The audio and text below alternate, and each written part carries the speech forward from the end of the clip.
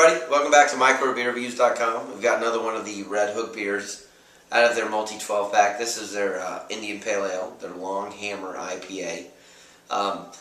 Most of the Red Hook beers you're going to see now come in this very unique shaped glass, which is frustrating to a lot of people.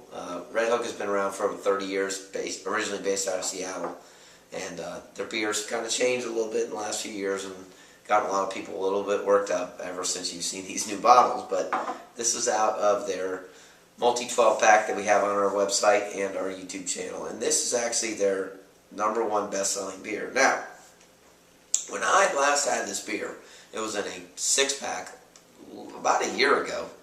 It blue and green label, Long Hammer IPA. It was not nearly as clear filter or as flat as this beer is what I'll call it.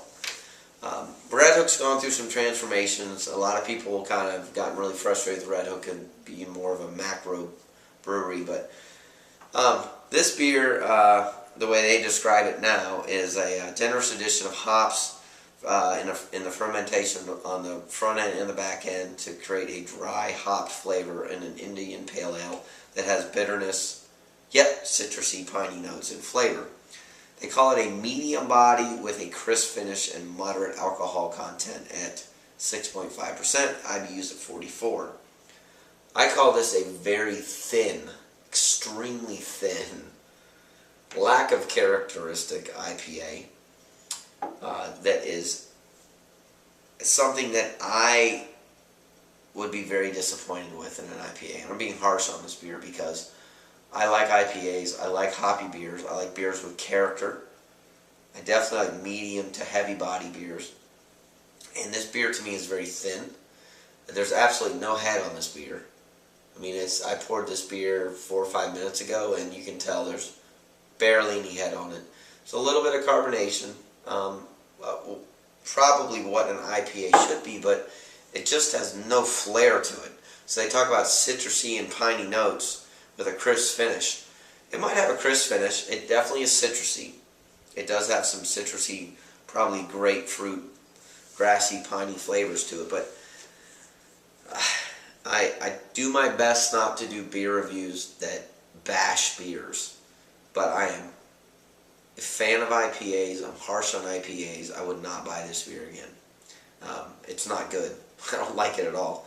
I probably won't drink any more of it. And it's one of those things where they say on the label is a big fan of dry hoppy, which sounds better than it is.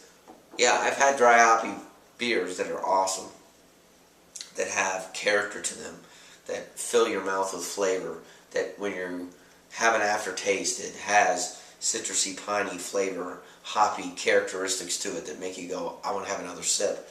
And I just don't do that with this beer. It, to me, is just plain, boring, flat, yuck.